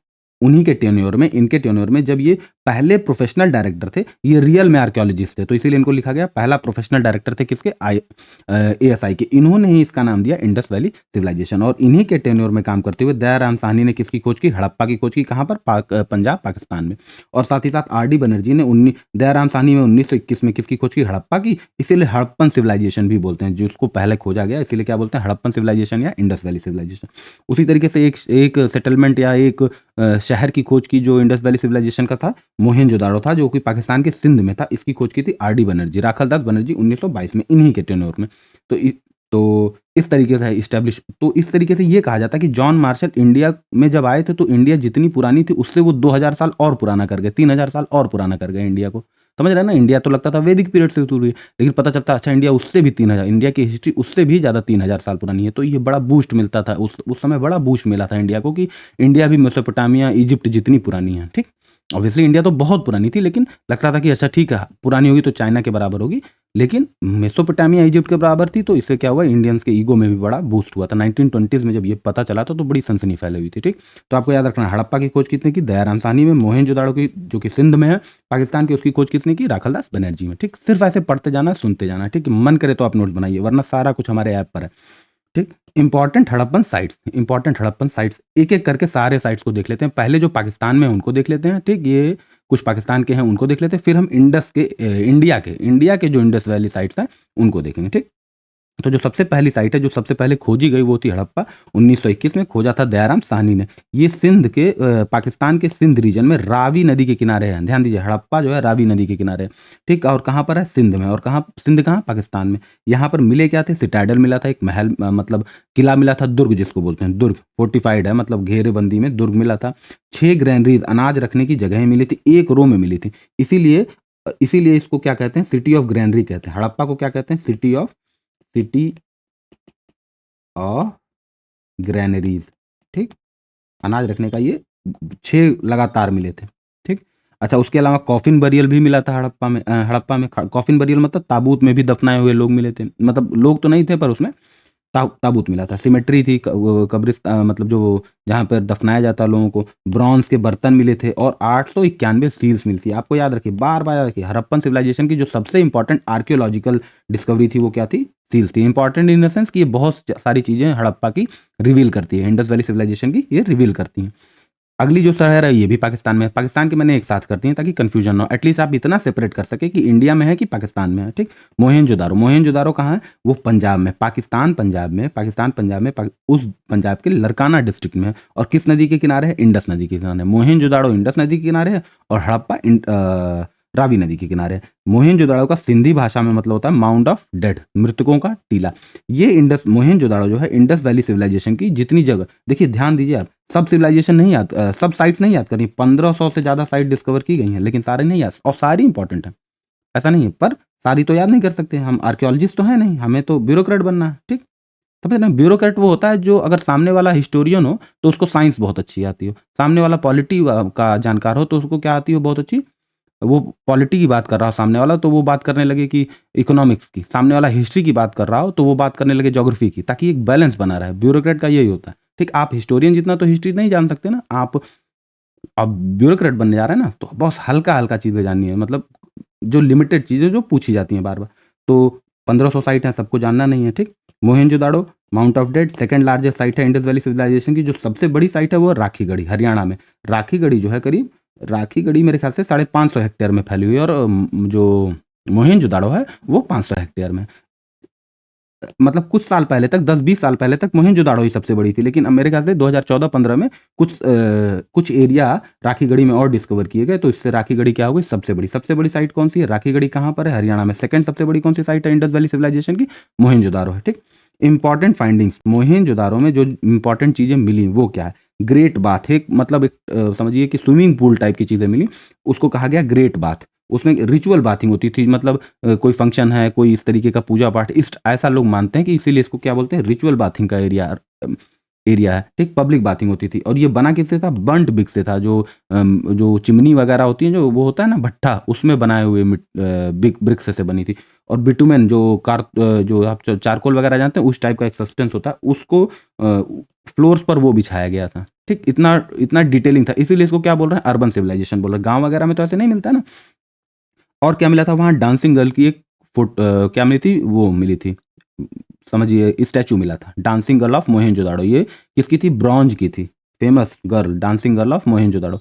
उसके अलावा मदर गॉडेस, जो मदर गॉडेस हैं, उनकी एक सील मिली थी। फिर आपको देखिए सील मिल रहा है, यूनिकॉर्न का से एक सील मिला था। उसके अलावा पशुपति का सील मिला था। इन्हीं को बोलते हैं प्रोटोसिवा, मतलब शिव के पहले वाले, मतलब शिव की ओरिजिन इनमें दिखाई देती है, ठीक? अभी देखेंगे पशुपति सील और यूनिकॉर्न सील, सारा देखेंगे, ठीक? सबसे इंपॉर्टेंट है डांसिंग गर्ल ऑफ मोहेंजोदाड़ो। ये नई दिल्ली के म्यूजियम में रखी हुई है, आप जाएंगे तो वो दिखेगी, ठीक? जरूर जाइए नई दिल्ली वाले उस म्यूजियम में, अगर आपको मौका मिले तो बहुत बढ़िया वो जगह है, ठीक? रियल में वहां से जो उठा के चीजें लाई गई हैं वो है, ठीक? उसके अलावा सिलेंड्रिकल सील मिली थी। ये सिलेंड्रिकल सील मेसोपोटामिया में बहुत फेमस होती थी, तो इससे लगता था कि, इससे ही पता चलता है कि ये ट्रेड होता था मेसोपोटामिया और हड़प्पा के बीच में, और इससे पता चलता है कि भाई एक ही टाइम के होंगे तभी तो ट्रेड हो पाएगा, ठीक? अच्छा, ईरान में जो सील यूज़ होती थी वो भी मोहेंजोदाड़ो में मिली। वुवन क्लॉथ मिला मोहेंजोदाड़ो में। अगली जो साइट हमको देखनी है चानुदाड़ो। चानुदाड़ो कहाँ पर है? सिंध में है और पाकिस्तान में। जो भी सिंध में है वो इंडस नदी के किनारे है, ध्यान दीजिए, जो भी सिंध में है वो इंडस नदी के किनारे है, ठीक? सिंध से ही इंडस नदी बहती है।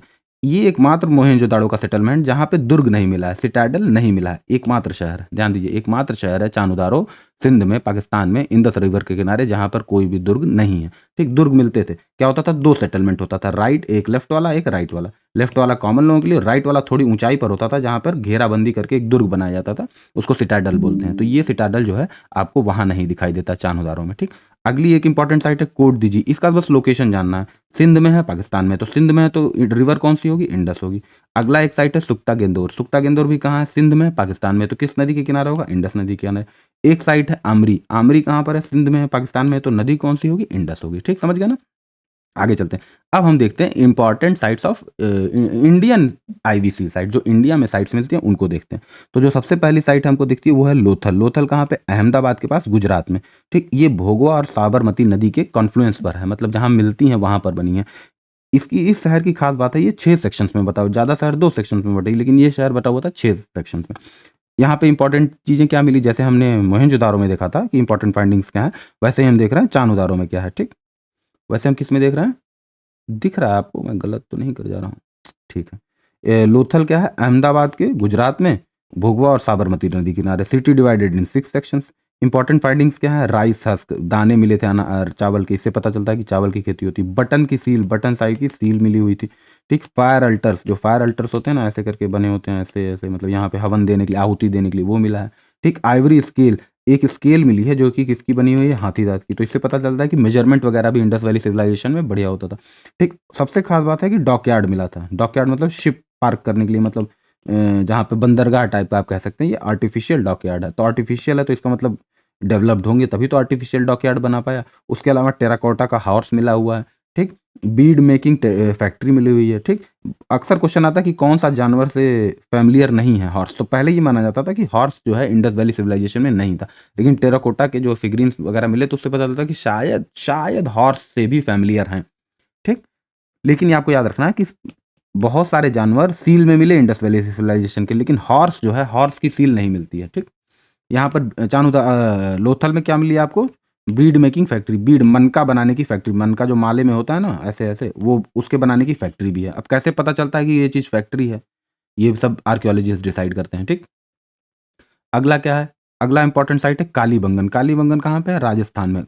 और किस नदी के किनारे? घग्गर नदी के किनारे। ये किस नदी के किनारे था? भोगवा और साबरमती नदी के किनारे। और ये कहाँ है? राजस्थान में है, घाघरा घग्गर नदी के किनारे, ठीक? सोथी कल्चर, आपको बस नाम याद रखना है, कालीबंगन एक सोथी कल्चर। अब सोथी कल्चर क्या होता है नहीं नहीं जानना। सोन कल्चर आपको बताया था ना, सोन कल्चर पीछे जो पेलियोलिथिक पढ़ रहे थे हम, तो उसमें बताया था पेलियोलिथिक का एक टाइप है सोन कल्चर, पाकिस्तान में है, ठीक? यहाँ पर क्या चीज़ें मिली थी कालीबंगन में? प्लाउड फील्ड, जुता हुआ, मतलब खेत, जुताई किए हुए खेत भी मिले थे यहाँ पे, ठीक? तो अगर क्वेश्चन आए कि क्या प्लाउड फील्ड मिले हैं इंडस वैली सिविलाइजेशन में, से यस, और कहाँ पर मिले हैं? तो कालीबंगन में मिले हैं। क्वेश्चन जो मैंने आपको क्वेश्चन दिखाया था उसमें पूछा था कि प्लाऊ का हल का रेप्लिका कहाँ पर मिला हुआ है, ठीक? लेकिन जुता हुआ खेत प्लाउड फील्ड कहाँ पर मिला हुआ, कालीबंगन में। हल कहाँ पर मिला हुआ, अभी वो देखेंगे, ठीक। अच्छा, उसके अलावा डेकोरेटिव ब्रिक्स भी हैं, सजावटी ब्रिक्स भी, ईंटें भी मिली हैं, कैमल्स की हड्डियां मिली हैं। यहाँ पर खास बात है, कालीबंगन में ड्रेनेज सिस्टम नहीं है। बाकी हड़प्पन साइट्स में ड्रेनेज सिस्टम है, मतलब यहाँ किनारे किनारे घर है और यहाँ ऐसे घर है, यहाँ पर पानी भरा, फिर इधर से नाली का पानी है, फिर यहाँ घर है, सब वेल डेवलप्ड सब कुछ है, ठीक। तो नो ड्रेनेज सिस्टम मिलता है कहाँ पर, कालीबंगन में। देखिए फैक्ट है, और उसके अलावा कुछ भी नहीं है, सिर्फ क्या है, फैक्ट है।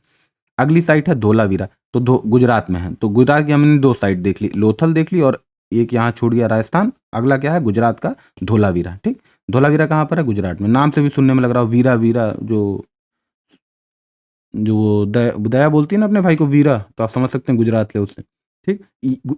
धोलावीरा की सबसे खास बात है कि यहाँ 26 लेटर का एक साइन बोर्ड मिला है, 26 लेटर्स का। इंडस वैली की स्क्रिप्ट, सबसे खास बात यह है कि स्क्रिप्ट अभी डिसाइफर नहीं हुई है। तो ये बड़ी इंपॉर्टेंट है इसको कोड करने में, क्योंकि 26 लेटर का एक बहुत बड़ा साइन बोर्ड मिला है, एक्चुअली सबसे बड़ा साइन मिला है, ठीक। यहाँ पर एडवांस्ड वाटर हार्वेस्टिंग सिस्टम है, पानी को हार्वेस्ट करने का मतलब नदियों खेतों में पहुंचाने का एक बड़ा एडवांस सिस्टम मिला है। कहाँ पर, धोलावीरा में। अगली एक साइट है रंगपुर, रंगपुर भी कहाँ है, गुजरात में, लोथल के ही पास है। अगली एक साइट है सुरकोटदा, कहाँ पर है, कच्छ में है, गुजरात में। तो यानी कि गुजरात, यहाँ पर ही हॉर्स के, घोड़े के रिमेन्स मिले, ठीक। तो यानी हमने 4 साइट देख ली, सुरकोटदा, रंगपुर, धोलावीरा और लोथल। ये 4 साइट्स कहाँ पर हैं, गुजरात में है, ठीक। बाकी जिसमें फाइंडिंग्स नहीं है उसमें मैं नहीं दिखा रहा हूँ, बस आपको नाम याद। रंगपुर कहाँ है, रंगपुर में कुछ मिला नहीं तो नहीं बताया आपको, रंगपुर भी है लेकिन गुजरात में, ठीक। एक नोट है, Harappans were known of horse, Harappans को हॉर्स के बारे में पता था, but horse was not depicted on seals and also lions. Lions और हॉर्स को सील्स पर दिखाया नहीं गया, ना ही गाय को भी सील्स पर, किसी सील्स पर अब तक जो मिली है उसमें गाय को दिखाया नहीं गया। ओके, अगले चलते हैं। अगला है राखीगढ़ी, राखीगढ़ी कहाँ पर है, हरियाणा में। ये सबसे बड़ी इंडस वैली सिविलाइजेशन है। अच्छा, मैंने 500 हेक्टेयर बता दिया था, ये 350 हेक्टेयर है। मोहनजोदाड़ो 300 हेक्टेयर की है, सॉरी, मोहनजोदाड़ो कितने की है, 300 हेक्टेयर की है। यहाँ पर क्या मिला है, फीमेल फिगर मिला है, ठीक, मदर गॉडेस टाइप का, मछली का जाल टाइप का मिला है, ठीक। बस दो ही चीज इंपॉर्टेंट है, ये लार्जेस्ट इंडस वैली सिविलाइजेशन और फाइंडिंग्स में फीमेल फिगर मिला हुआ और फिश नेट, मछली का जाल मिला। अगली है बनवाली, ये भी कहाँ, हरियाणा में, और कहाँ पर, हिसार में। यहाँ पर प्लाव मिला है, ठीक। यही मॉडल क्ले, यही जो क्वेश्चन पूछा हुआ है, बनवाली में मॉडल मिला हुआ किसका, हल का, हल का एक मॉडल मिला है। किसका बना हुआ मॉडल है वो, टेराकोटा का। उसके अलावा फायर अल्टर्स भी मिले हुए हैं बनवाली में। तो आंसर उसका क्या हो जाएगा, बनवाली, ठीक। आंसर उसका क्या हो जाएगा, बनवाली। अगले पे चलते हैं, एक सेकंड। अगला क्या है, थोड़ा सा हम एक्सटेंड देख लेते हैं इंडस वैली सिविलाइजेशन का। अब ये जितने इंपॉर्टेंट साइट्स थे खत्म हो गए, ठीक। यही अक्सर यही पूछता है, ठीक। अब हम देख लेते हैं इंडस वैली सिविलाइजेशन का फैलाव कितना था। तो ये इंडस वैली जो सिविलाइजेशन थी वो करीब 12,99,600 स्क्वायर किलोमीटर में फैली थी, 12,99,600 स्क्वायर किलोमीटर में फैली थी। इंडिया का एरिया 32 लाख करीब के है, तो उसका इंडिया के एरिया का करीब एक तिहाई से ज्यादा Indus valley civilisation India, Pakistan, Afghanistan में मिलकर फैला हुआ है। कौन कौन से देश में है, इंडिया में है, पाकिस्तान में है और अफगानिस्तान में। अफगानिस्तान में बहुत कम है, मेनली इंडिया में है, उसके बाद पाकिस्तान में, सबसे कम किस में है, अफगानिस्तान। तो जो सबसे नॉर्दर्न साइट है इंडस वैली सिविलाइजेशन की, वो कहाँ पर मिली है, अफगानिस्तान में। उसका नाम क्या है, शौर्तुगाई, शौर्तुगाई में मिली है, अफगानिस्तान में सबसे नॉर्दर्न साइट है। यहाँ पर कनाल्स मिले हुए हैं, नहरें मिली हुई हैं, ठीक। नॉर्थ के बाद साउथ में, साउथ में दैमाबाद है। दैमाबाद कहाँ पे है, महाराष्ट्र में। किस नदी के किनारे है, परवरा नदी के किनारे। नॉर्थ में शौर्तुगाई, साउथ में दैमाबाद, साउथ में है तो महाराष्ट्र के पास हो सकता है। ईस्ट में आलमगीरपुर है, सबसे ईस्टर्न साइड कौन सी है, आलमगीरपुर। और किस नदी के किनारे, हिंडन में। किस जिले में है, सहारनपुर में। किस राज्य में है, यूपी में। तो यानी सबसे ईस्टर्न साइड जो है वो आलमगीरपुर है, जो कि हिंडन नदी के किनारे सहारनपुर डिस्ट्रिक्ट में, यूपी में। अब वेस्ट में आते हैं, तो वेस्ट में कहाँ चले जाएंगे हम, पाकिस्तान में चले जाएंगे ना। सुक्टा गिंडोर है, सुक्टा गिंडोर किस नदी के किनारे है, डास नदी के किनारे। और कहाँ पर है, बलूचिस्तान में। बलूचिस्तान किसका वो है, प्रोविंस है, पाकिस्तान का, ठीक। तो नॉर्थ में शौर्तुगाई, बड़ी पूछता है, नॉर्थ में शौर्तुगाई अफगानिस्तान, ईस्ट में आलमगीरपुर, हिंडन, सहारनपुर यूपी, दैमाबाद साउथ में, महाराष्ट्र प्रवरा रिवर, और वेस्ट में आपका है सुक्ता गिंडोर रिवर, किस नदी के किनारे, दास नदी के किनारे, और बलूचिस्तान पाकिस्तान में। बलूचिस्तान पाकिस्तान के 4 प्रोविंसेस में से एक है, ठीक। जैसे हमारे 28 राज्य है, वैसे पाकिस्तान 4 प्रोविंसेस में डिवाइड करता है, ठीक। अगला क्या है, अब हम जरा फेजेस देख लेते हैं। अभी वही पूछा था, पहला क्वेश्चन जो इंडस वैली सिविलाइजेशन का था, पूछ रहा था कि मैच्योर फेज कब से कब तक है। तो जरा फेज देख लेते हैं। हड़प्पन सिविलाइजेशन को 3 फेजेस में बांटा गया है। कितने फेजेस में बांटा गया, 3। अर्ली, या जिसको बोलते हैं pre Harappan phase, mature Harappan phase और late Harappan phase. Early Harappan phase में क्या था, अभी विलेज और टाउन, छोटे छोटे गांव थे और टाउन थे, अभी कंप्लीट अर्बन नहीं हुआ था। ये 3200 से शुरू हुआ था और 2550 बीसी तक था। अच्छा, मैच्योर जो हड़प्पन फेस है वो 2500 से शुरू हुआ और 1900 बीसी तक था, इसमें मैच्योर हो गया था, सिटीज और अर्बन लाइफ बहुत बढ़िया हो गए थे। अच्छा, तो पहले अर्ली था, फिर मैच्योर हुआ, फिर क्या हो गया लेट हड़प्पन। लेट हड़प्पन में हड़प्पा का क्या होने लगा, इंडस वैली सिविलाइजेशन का क्या होने लगा, डिक्लाइन होने लगा 1900 से 1200, यानी कि 1200 से लेके 1000 तक आप मान सकते हैं हड़प्पन सिविलाइजेशन खत्म हो गई और ऋग वैदिक सिविलाइजेशन शुरू हुई। कोई सिविलाइजेशन अचानक से नहीं खत्म हो जाती ना, धीरे धीरे खत्म होती, ये बस एक रेंज है। ठीक, तो उसका आंसर जो हो जाएगा, जो क्वेश्चन है, दो क्वेश्चन को जरा सा देख लेते हैं। ठीक, अब आपको दिख गया ना साइड, आपको स्लाइड्स में आंसर मिल जा रहे हैं। ठीक, तो सबसे पहला क्या है, ये वाला। ठीक, सबसे पहला है ये। ठीक, इसको जरा देख लेते हैं। ओके, इसको जरा देख लेते हैं। ठीक, तो कह रहा है mature phase of Indus valley civilisation 2200 से 1700, 2600 से 1900, 2500 से 1500 या 3000 से 1300। तो हम देख रहे हैं कि उसमें मैच्योर का जो दिया हुआ है 2550 से लेके 1900 तक है। तो जो सबसे नियरेस्ट है उसमें क्या है वो ये। ठीक, ये क्या हो जाएगा, आंसर हो जाएगा 2500 से लेके, सॉरी सॉरी सॉरी गलत। ठीक, बी वाला आंसर हो जाएगा। ओके, बी वाला 2600 से लेके 1900 बीसी तक सिंधु घाटी सभ्यता का परिपक्व काल है 2600 से लेके 1900। ठीक है, 3200 से लेके, 3200 से तो शुरू हुआ, फिर 2550 तक चला, फिर 2550 से लेकर के 2550 से लेकर के 1900 तक मैच्योर रहा, फिर 1900 से लेकर 1200 तक में लेट हड़प्पन जिसमें डिक्लाइन शुरू हो गया। ओके, इसको इरेज कर देता हूँ। ठीक, ठीक है ना, ये इरेज कर दिया। इसका आंसर क्या हो जाएगा, इसका आंसर हो जाएगा 2600 से 1900 बीसी। ठीक, अगला पूछ रहा बिगेस्ट हड़प्पन साइट, सबसे बड़ी हड़प्पन साइट कौन सी है, सबसे बड़ी हड़प्पन साइट कौन सी है। हड़प्पा में बृहद स्थल है तो कौन सा है, राखीगढ़ी। पहले नंबर पर है राखीगढ़ी 350 हेक्टेयर की, दूसरे नंबर पर है मोहेंजोदाड़ो 300 हेक्टेयर की। ठीक है, अगला पूछ रहा eight which of the following Indus valley sites terracotta replica मिला है। तो हम कहाँ देखते हैं, बनवाली में। ठीक, आंसर क्या हो जाएगा, बनवाली, इसका आंसर कर देते हैं। ठीक, बनवाली हो जाएगा और इसका आंसर हो जाएगा राखीगढ़ी। राखीगढ़ी कहाँ पर है, हरियाणा में। ओके, हरियाणा। आप बताइए कालीबंगन कहाँ है, धोलावीरा कहाँ है, लोथल कहाँ है। धोलावीरा लोथल कहाँ है, गुजरात में। कालीबंगन कहाँ है, राजस्थान में। ओके, तो ऐसे पढ़ते रहेंगे तो रिवाइज होता रहेगा। ठीक है, कालीबंगन इसका आंसर हो जाएगा और बनवाली हो जाएगा। बनवाली इसका आंसर हो जाएगा, जहाँ प्लाऊ रेप्लिका मिला है किसका, हल का एक रेप्लिका मिला है किसका, किससे बना हुआ, टेराकोटा से। ठीक, तो ये तो हो गया, ये हमने कर लिया। सिलेंड्रिकल सील देख ली, इंपॉर्टेंट इंडस वैली साइट देख ली।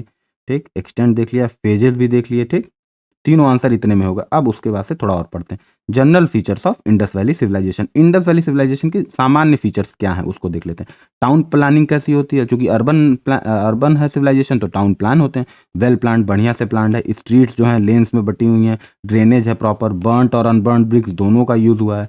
मोस्टली जो ब्रिक्स हैं वो यूनिफाइड है, एक जैसी हैं, ज़्यादातर ब्रिक्स, सब नहीं, ज़्यादातर ब्रिक्स एक ही जैसी हैं। मतलब इस तरीके से हैं ब्रिक्स, मेरे ख्याल से 4:2:1 में बनी, मतलब 4 लंबा है तो 2 चौड़ा है और 1 करके ऐसे ऊंचा है। तो ब्रिक्स जो है यूनिफाइड है, एक तरीके की ब्रिक्स हर जगह मिली हुई हैं, 4:2:1 की। और सारे, लगभग सारे साइट्स में क्या है, लोअर टाउन है और अपर टाउन है। अपर टाउन क्या है, फोर्टिफाइड है। अपर टाउन क्या है, फोर्टिफाइड है। लोअर टाउन किसके लिए है, कॉमन पीपल के लिए। अपर टाउन किसके लिए, किंग वगैरह अगर होते होंगे, अभी हमको पता नहीं है। ठीक, किंग वगैरह होंगे। अच्छा, लेबर मोबिलाइज किया जाता था, मतलब लेबर की ज़रूरत होती तो बुलाया और भेजा जा सकता था। टैक्स कलेक्शन होता था। ठीक, अर्बन साइट है तो टैक्स कलेक्शन होगा। ओके, अगला देख लेते हैं जनरल फीचर में, हमने पहले टाउन प्लानिंग देख ली, अब देख लेते हैं एग्रीकल्चर। ठीक, एग्रीकल्चर में क्या है, एग्रीकल्चर में आपका वीट, बार्ली, राई और मटर, सीसम, खजूर, मस्टर्ड वगैरह की खेती होती थी। ठीक, जो प्लाउड फील्ड मिलते हैं, मतलब खेत जुते हुए हैं। ग्रेनरी, अनाज के भंडार गृह कहाँ पर मिले, हड़प्पा में मिले। हड़प्पा में कितने मिले हैं, 6 मिले हैं, इसीलिए हड़प्पा को सिटी ऑफ क्या कहते हैं, ग्रेनरीज कहते हैं। उसके अलावा मोहनजोदाड़ो में भी ग्रेनरी मिली हुई है। ठीक, और एनिमल्स जो डोमेस्टिकेट किए गए थे हड़प्पा में, वो कैट्स किए गए थे, डॉग्स है, कैमल्स है, गधे हैं, एसेज हैं, एलिफेंट्स है, गोट्स है, शीप्स है, बफलो है, ये सब क्या है, डोमेस्टिकेटेड एनिमल्स हैं। ठीक, अगला क्या है, ट्रेड एंड कॉमर्स देख लेते हैं कैसा होता था। बार्टर सिस्टम, ज़्यादातर क्या होता था, बार्टर सिस्टम है। ज़्यादातर कैसा सिस्टम है वहाँ पर हड़प्पा में, ज़्यादातर है, एक सेकंड, ज़्यादातर है बार्टर सिस्टम, स्पेलिंग गलत है। ठीक, mostly barter system. Okay, also trades in, और बार्टर सिस्टम के अलावा स्टोन वगैरह भी देख, जो इंपॉर्टेंट स्टोन होते थे जैसे लापिस लजूली करके है। ठीक, ये जो महंगे स्टोन दिखने में सेमी प्रेशियस स्टोन होते थे उनका भी यूज़ होता था ट्रेड करने में, लेकिन मोस्टली क्या था, बार्टर सिस्टम था। मेटल का होता था पर मनी के तौर पे नहीं होता था, मनी की खोज अभी नहीं हुई थी, ठीक। सील्स फाउंड इन, अब जो ट्रेड कॉमर्स होता था तो इसके सील जो है ट्रांसफ़र होते थे, तो सुमेर में, इराक में मिले थे, मेसोपोटामिया अगेन इराक का है, सूसा, उर, ये सब इराक ईरान के रीजन है, ठीक। मेसोपोटामिया में एक मेसोपोटामियन इंस्क्रिप्शन है में मिला हुआ है कि इस एक मेसोपोटामिया में इंस्क्रिप्शन मिला हुआ है जो कि इंडस वैली रीजन को क्या किस नाम से जानता था, मेलुहा नाम से जानता है, ठीक। और इस इंडस वैली सिविलाइजेशन में सिलेंड्रिकल सील्स मिले हैं किसके, मेसोपोटामिया के, इसलिए हमको पता चलता है कि मेसोपोटामिया के टाइम की सिविलाइजेशन है। ओके, अगला चलते हैं, ठीक। अगला क्या है, देख लेते हैं जरा, जो मेन महंगे महंगे जो मेटल है वो कहाँ से आते थे इंडस वैली सिविलाइजेशन में, ठीक। तो गोल्ड कहाँ से आता था, अफगानिस्तान से, ईरान से, साउथ इंडिया से। सिल्वर कहाँ से आता था, अफगानिस्तान से, ईरान से। कॉपर कहाँ से आता था, बलूचिस्तान से। खेतरी माइंस कहाँ पर है, राजस्थान में, ठीक। लेड जो जस्ता क्या, लेड को क्या बोलते हैं, लेड को हिंदी में लेड ही समझिए, साउथ इंडिया से आता था, ठीक। लापिस लजूली कहाँ से आता था, अफगानिस्तान से आता था। लापिस लजूली क्या होता है, डीप ब्लू कलर का सेमी प्रेशियस स्टोन है, ठीक। एक लेजुलाइट मिनरल होता है, इसी के कारण इसका कलर ब्लू होता है। उसके अलावा ये हल्का हल्का गोल्डन भी दिखता है, और गोल्डन किस वजह से होता है, पायराइट प्रेजेंस होता है। पायराइट एक मिनरल है, यही इसको गोल्ड का कलर देता था। तो इसको देख के लोगों को लगता था कि लापिस लजुली किस नेचर का है, डिवाइन नेचर का है, ठीक। जबकि ये पायराइट जो होता है इसको बोलते हैं फूल्स गोल्ड, मूर्खों का गोल्ड। मूर्ख लोगों को लगता है कि ये गोल्ड है, ठीक। तो मूर्ख तो नहीं थे हड़प्पन, लेकिन ऑब्वियसली केमिस्ट्री तो नहीं जानते थे ना, मेटलर्जी जानते थे पर केमिस्ट्री नहीं जानते थे, ठीक। वेट और मेजर करते थे, वेट करते थे, जो बाट होता था उनका कैसा होता था, स्टैंडर्ड होता था। ये नहीं कि 1 किलो एक आदमी का ऐसा तो दूसरे का वैसा नहीं। बाइनरी सिस्टम होता था। बाइनरी सिस्टम मतलब 1 और जैसे बाइनरी सिस्टम 1 डाला फिर 1 डाल दिया, ऐसे 2 फिर ये 3 किलो हो गया, हटा लिया तो समझ रहे हैं ना, प्रेजेंट है तो है, एब्सेंट है तो नहीं है, ठीक। वेट्स क्या हो गया, वेट क्यूबिकल होते थे, स्फेरिकल होते थे, ठीक। जो बाट होते थे, बाट वो कैसे होते थे, क्यूबिकल होते थे, या तो कैसे होते थे, स्फेरिकल होते थे, ठीक। स्फेरिकल तो नहीं है, सिलेंडर स्फेरिकल ऐसा है, ठीक। ब्रॉन्ज रॉड मिली थी। ब्रॉन्ज रॉड क्या होता था, तांबे की क्या मिली थी, रॉड मिली थी। उससे क्या होता था, मेजरमेंट होता था, ठीक। ऐसे ऐसे मेजरमेंट के साइंस भी मिले हुए हैं, ठीक। अच्छा, स्क्रिप्ट कैसी थी, स्क्रिप्ट सब देख लिया, अब स्क्रिप्ट देख लेते हैं। स्क्रिप्ट इसकी पिक्टोग्राफिक थी, मतलब लेटर्स नहीं थे बल्कि पिक्चर होते थे। 250 से 400 टोटल पिक्चर्स यूज किए गए हैं हड़प्पन सिविलाइजेशन में। जो सबसे बड़ा साइन मिला है वो कहाँ पर मिला है, 26 लेटर का, 26 साइन का सबसे बड़ा साइन बोर्ड मिला है धोलावीरा में। अच्छा, स्क्रिप्ट थी कैसी, बॉस्ट्रोफिडोनिक थी। बॉस्ट्रोफिडोन क्या होता है कि आप पहले तो लेफ्ट से राइट आए, फिर यहाँ खत्म हो गया तो अब राइट से लेफ्ट चल रहे हैं, फिर लेफ्ट से राइट चल रहे हैं, तो ऐसी राइटिंग को हम क्या बोलते हैं, बॉस्ट्रोफिडोन। ऐसी राइटिंग को पहले इधर से लेफ्ट से आप राइट, सॉरी एक सेकंड, हम तो ऐसे लिखते हैं ना इधर से इधर, लेकिन वो ऐसे होती थी, इधर से इधर गए मतलब राइट से लेफ्ट गए, फिर यहाँ से फिर वापस आ गए, लेफ्ट से फिर राइट, फिर, तो इसको क्या बोलते हैं, बॉस्ट्रोफिडोन, ठीक। तो उसकी कैसी स्क्रिप्ट थी, बॉस्ट्रोफिडोन थी, अल्टरनेट लाइन्स होती थी। ओके, अगला आर्ट। आर्ट देख लेते हैं। आर्ट में क्या मिला आपको, बेक्ड अर्थन क्ले मिला है, मतलब मिट्टी के बर्तन, और प्रॉपर जो है इसमें फिगर वगैरह बनाया हुआ मिला हुआ है, ठीक। मेटलर्जी, मतलब फिगरीन्स भी जो है, फिगर वगैरह भी वो किसके हैं, जली हुई मिट्टी या जो जलाई गई मिट्टी होती, बेक्ड की गई मिट्टी होती, उसके मिले हुए हैं। मेटलर्जी होती ही थी, ऑब्वियसली कॉपर वगैरह था। ज्वेलरी डिजाइन होती थी। जो प्रीस्ट किंग है, प्रीस्ट किंग मोहेंजोदाड़ो का, वो स्टियाइट का बना हुआ है। स्टियाइट भी एक तरीके की क्या है, समझिए आप, मिट्टी टाइप का ही है, क्ले से ही बना है, क्या है, चीज़ है, ठीक। उसके अलावा डांसिंग गर्ल किसकी बनी है, मोहेंजोदाड़ो की, ब्रॉन्ज की बनी हुई है। पॉटरी होती थी, ठीक। यहाँ दिख रहा है ना आपको, ठीक। थोड़ा मैं भूल जा रहा हूँ, उसको लाइन में लाना, ठीक। अगला क्या है, आर्ट। आर्ट में सॉरी, आर्ट तो बता दिया। पॉटरी क्या है, वेल फायर्ड पॉटरी है, यूज्ड पॉटर्स व्हील्स, मतलब बढ़िया से जलाई गई जो क्या भट्टी में बना करके मजबूत पॉटरी बनाई जाती थी। पॉटर व्हील जो कुम्हार का जो चक्का होता है ना, ऐसे चलता है, वो भी यूज़ किया जाता था। पीपल लीव्स, फिश और ज्योमेट्रिकल लाइंस, जो बर्तन बनाए जाते थे, मान लिया वेस्ट बनाया गया तो उस पे पीपल के पत्ते, ज्योमेट्रिकल लाइंस, मछली, ये सब भी बनाई जाती थी। पॉटरी भी वेल डेवलप्ड थी, ठीक। रिलीजन क्लियरली पता नहीं है, लेकिन ऐसा लगता है कि मदर गॉडेस की पूजा होती थी, क्योंकि हमको बहुत सारी मूर्तियां मिली हैं सेमी न्यूड टेराकोटा की, जिसको शक्ति का ही एक अर्ली फॉर्म माना जाता है, ठीक। एक सील में जो ये जो मदर गॉडेस है उनकी वूम्ब से, कोख से एक प्लांट जो है उगता हुआ दिखाया गया है, ठीक। तो ऐसा लगता है कि मदर गॉडेस की पूजा होती थी, ठीक।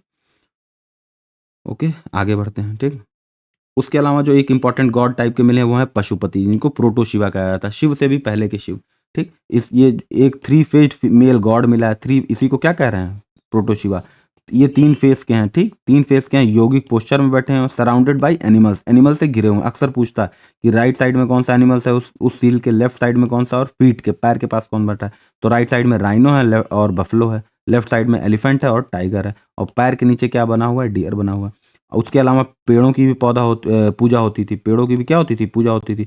पीपल सबसे सेक्रेड था, ठीक? और बहुत सारे सील्स में पीपल का जो है इमेज मिला हुआ है, पीपल के पत्तों की क्या मिली हुई है, इमेज मिली हुई है, ठीक? अगला क्या है, एनिमल्स की भी वर्शिप होती थी, ऐसा लगता है, श्योर नहीं है, एनिमल्स की भी शायद वर्शिप होती हो, क्योंकि हम्प्ड बुल मिला हुआ है, एक मिथिकल फिगर, ऐसा फिगर मिला हुआ है स्टेआइट का या टेराकोटा का, जैसे लगता है कि वो ह्यूमन का तो चेहरा है, लेकिन उसके सींग हुए हैं, उगी हुई हैं किसके, बुल्स की।